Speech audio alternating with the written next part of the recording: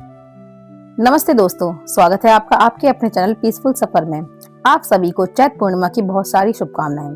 भगवान श्री हरि की विशेष कृपा आप और आपके परिवार पर बनी रहे। तो चलिए आज चैत्र पूर्णिमा के शुभ अवसर पर हम उसी से जुड़ी हुई एक सुंदर पौराणिक कथा का श्रवण करते हैं। आइए आज की चैत्र पूर्णिमा कथा आरंभ करते हैं।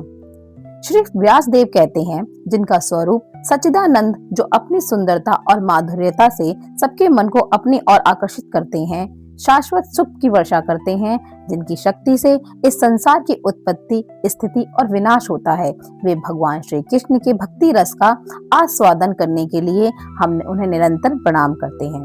एक समय श्री सूत गोस्वामी स्वस्थ मन से अपने आसन पर विराजमान थे।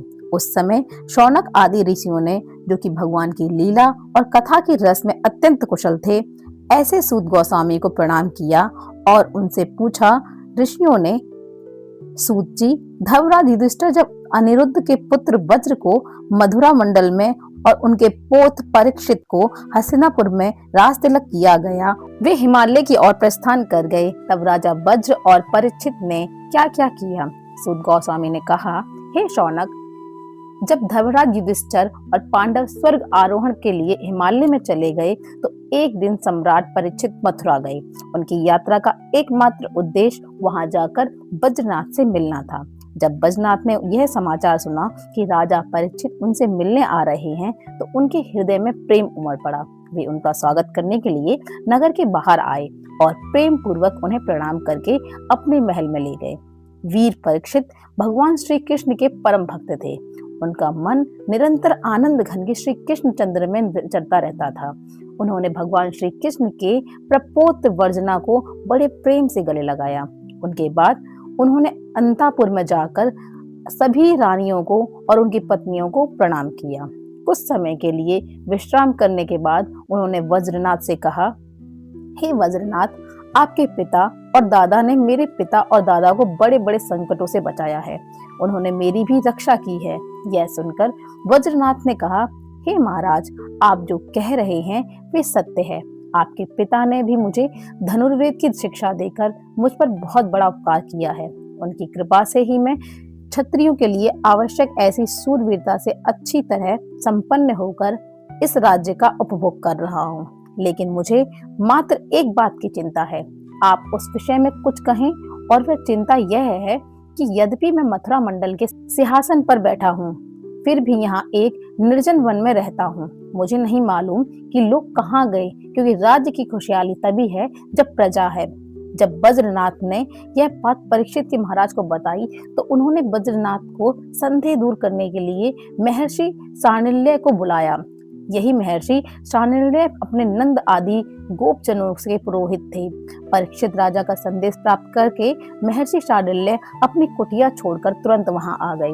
वज्रनाथ ने उनका विधि पूर्वक स्वागत किया और एक ऊंचे स्थान पर बिठाकर उन्हें अपने मन की चिंता बताई। तब ऋषि शांडिल्य ने कहा, हे प्रिय परीक्षित और वज्रनाथ, मैं आपको ब्रज भूमि का रहस्य बताता हूँ। अब ध्यान से सुनिए। ब्रज शब्द का अर्थ है व्याप्त होना। वृद्ध वचन के अनुसार व्यापक होने के कारण इस भूमि को ब्रज कहा जाता है।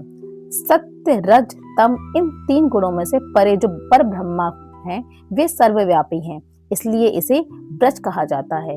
वे अनादि, नित्य और अविनाशी हैं। इस पर ब्रह्मा स्वरूप ब्रज धाम में नंद नंदन भगवान श्री कृष्ण का निवास है।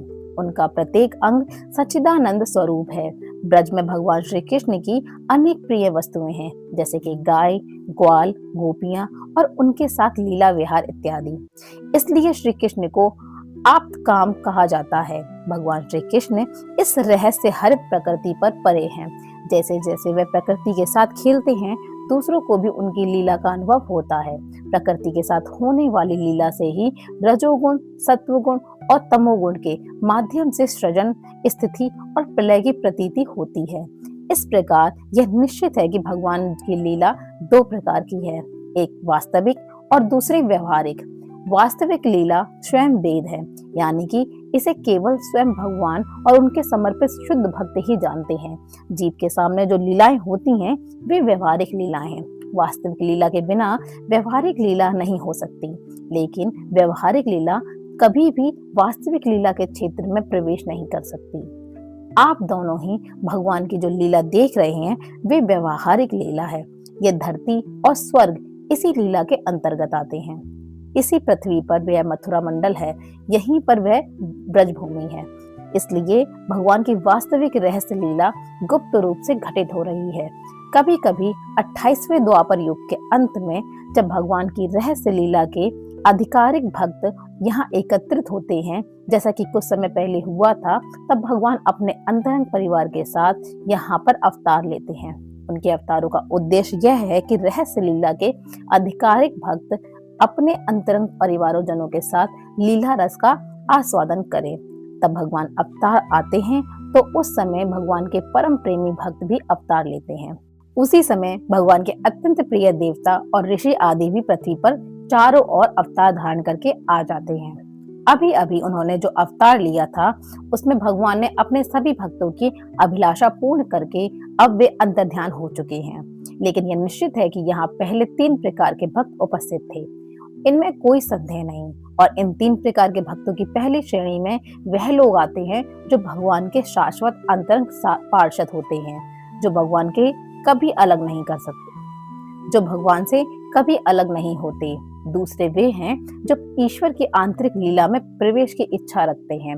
और तीसरे प्रकार के देवता आदि आते हैं।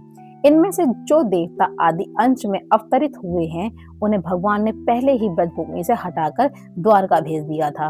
और तब भगवान ने ब्राह्मणों के श्राप का लाभ उठाया और यदुकुल में अवतरित देवताओं को स्वर्ग भेज दिया और उन्हें फिर से अपने अधिकार में स्थापित कर दिया। जो लोग एकमात्र भगवान को प्राप्त करना चाहते थे उन्हें प्रेम आनंद स्वरूप बनाकर भगवान श्री कृष्ण ने सदा के लिए अपने पार्षदों में शामिल कर लिया। जो नित्य पार्षद थे वे यद्यपि यहाँ गुप्त रूप से होने वाली नित्य लीलाओं में सदैव उपस्थित रहते थे, लेकिन उन मनुष्य के लिए वे लुप्त हो गए जो उन्हें देखने के लिए अधिकृत नहीं हैं। जो लोग व्यवहारिक लीला में स्थित हैं वे शाश्वत लीला को देखने के अधिकारी नहीं हैं। इसलिए यहाँ आने वाले सभी लोगों को चारों ओर निर्जन वन सूना दिखाई देता है। संपूर्ण रास्ते में एक सुनसान जंगल जैसे लगते हैं, क्योंकि वे वास्तविक लीला में स्थित भक्त जनों को देख नहीं पाते। इसलिए वज्रनाथ, आपको चिंता करने की कोई आवश्यकता नहीं है। मेरी आज्ञा से आप यहाँ बहुत सारे गांव बसाइए और ऐसा करने से आपकी मनोकामना अवश्य पूर्ण होगी। जहाँ भगवान श्री कृष्ण ने लीला की है उसी अनुसार उस स्थान का नाम रखकर आप अपने गांव बसाइए और इस प्रकार दिव्य ब्रजभूमि की भली प्रकार से सेवा करिए। गोवर्धन, दीर्घपुर, मथुरा, महावन, गोकुल, नंदीग्राम और बहुत सारे यानी कि बरसाना इत्यादि स्थानों में आपको अपने लिए शिविर बनाने चाहिए और भगवान की लीला स्थलियां, नदी, पर्वत, घाट और उन स्थानों का उद्धार करके वहीं पर रहना चाहिए। सरोवर, तालाब तथा कुंज, वन इत्यादि की सेवा करते रहना चाहिए। ऐसा करने से आपके राज्य में प्रजा अत्यंत संपन्न होगी और आप भी प्रसन्न होकर सुखपूर्वक शासन करेंगे। यह ब्रजभूमि की सच्चिदानंद की है, इसलिए आपको प्रयत्न पूर्वक इस भूमि की सेवा करनी चाहिए। मैं आपको आशीर्वाद देता हूँ कि मेरी कृपा से आप भगवान के सभी लीला स्थानों को अच्छी तरह से जान लेंगे। हे बज्रनाथ, इस ब्रजभूमि की सेवा करते करते आप एक दिन उद्धव जी के दर्शन करेंगे और तब आप अपनी माताओं समेत उनसे इस भूमि और परमेश्वर की लीला का रहस्य जानेंगे। इस प्रकार मुनिवर शांडिल्य जी ने दोनों को आश्वासन दिया और भगवान श्री कृष्ण का स्मरण करते हुए अपने आश्रम की ओर चल पड़े। और उनकी बातों को सुनकर परीक्षित महाराज और वज्रनाथ दोनों ही अत्यंत प्रसन्न और संतुष्ट हुए। तो यह थी आज की पूर्णिमा की विशेष कथा। यह कथा आपको कैसी लगी ये हमें नीचे कमेंट बॉक्स में जरूर बताइएगा। अगर आप नित्य प्रतिदिन ऐसी ही कथाएं सुनना चाहते हैं और वैदिक प्रचार के इस कार्य में हमारी सहायता करना चाहते हैं, अगर यह कथा आपको अच्छी लगी तो लाइक, शेयर और सब्सक्राइब करना बिल्कुल मत भूलिएगा। और हम आपसे मिलने बहुत जल्द एक ऐसी ही और पौराणिक कथा के साथ जो कि वेदों से ली गई है प्रमाणभूत कथाएं लेंगे। जय श्री कृष्ण।